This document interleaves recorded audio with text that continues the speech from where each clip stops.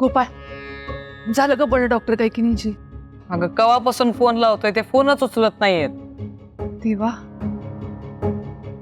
अरे हा ते कुठेतरी परदेशात जाणार होते, मला वाटते ते गडबडीत असतील ते. अगं बरोबर आहे, पण एकदा तरी त्यांनी फोन उचलायला पाहिजे होता.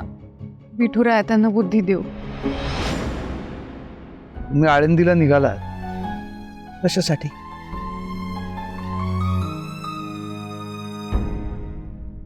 तू सांग.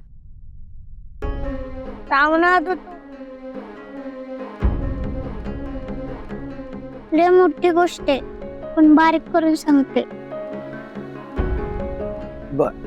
विठूच्या वाडीची मेहनत व्यंकुमारात. ते लय भारी बोलतात, लय भारी गातात. त्यांचं कीर्तन लय फेमस आहे माहिती. त्या टीव्हीतल्या मांजरकर महाराजांपेक्षा भारी आहेत ते माहितीये का. बर. त्यांचं गळ इतकं भारी होतं ना, असं वाटायचं ऐकत राहावं, पण अचानक त्यांचा आवाजच गेला आणि ते घालवलं कोणीतरी. अगं कोणी घालवला?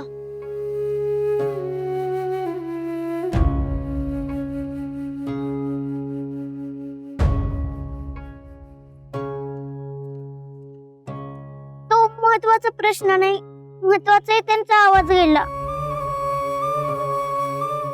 आणि त्यांची तब्येत पण खूप खराब झाली. त्यांना रक्ताच्या उलट्या येतात माहिती. कुठलंच औषध काम करत नाहीये असं म्हणतात डॉक्टर. अरे बापरे, असं आहे वय.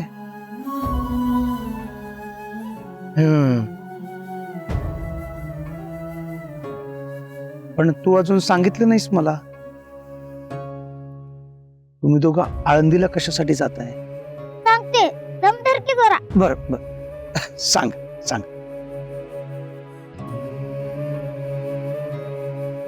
विठुरायाजवळ आम्ही दोघं साखर घालत होतो, तेव्हाच एक बाबा आले. हो, ते बाबा आलते. ते म्हणाले की कोणतंच औषध काम करत नसेल तर संजीवनी पाहिजे. संजीवनी? ती संजीवनी हनुमंतांनी लक्ष्मणासाठी आणली होती ती. बर. संजीवनीचं झाड आम्ही गावामध्ये सगळीकडे शोधलं, मिळालंच नाही. तेव्हा आमच्या गावातला निवृत्तीत दादा होता. तो म्हणला की आळंदीला एक मंदिर आहे, त्या मंदिराच्या पाशी एक झाड आहे, ते आहे म्हणे संजीवनीचं झाड.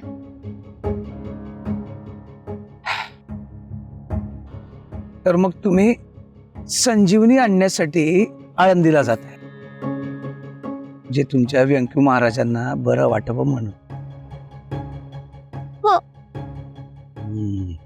घ्या. तुला माहितीये का आंधेला संजीवनीचं झाड कुठे? सवाल, जगात अशी कुठलीच गोष्ट नाही जी मला माहित नाही.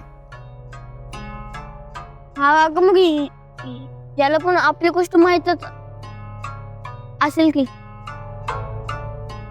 हो रे, तुला सगळी स्टोरी माहितीये, मग कशाला विचारलं? अगं ते काय असतं ना, आपल्या मनात काही असेल ना, ते कुणाला बोलून दाखवलं ना की मन हलकं होतं. आता तुम्ही तुमच्या मनातलं सगळं मला सांगितलं, तुमचं मन हलकं झालं की नाही? हा, तसंच आपल्या मनातलं सगळं विठुरायाला सांगितलं ना की मन हलकं होतं. सांगते, माझं टेन्शन मी विठुरायासमोर सांगते.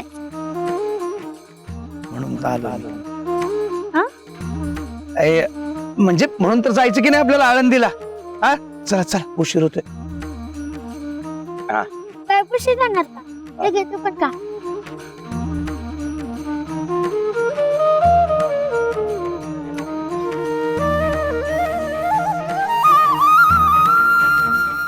इंद्राणी बाळा, किती निर्मळ आहेस रे तू. त्या तुम्हाला पळून देणाऱ्या माणसाबद्दल पण तुला काळजी आहे. आणि माझ्या भुकेची सुखी राहा बाळा. मला पण रडवलंच ग पोरी.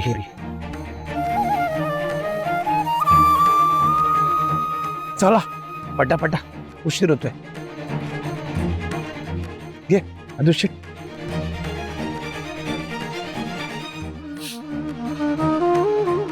मला बी रडवलंस. हा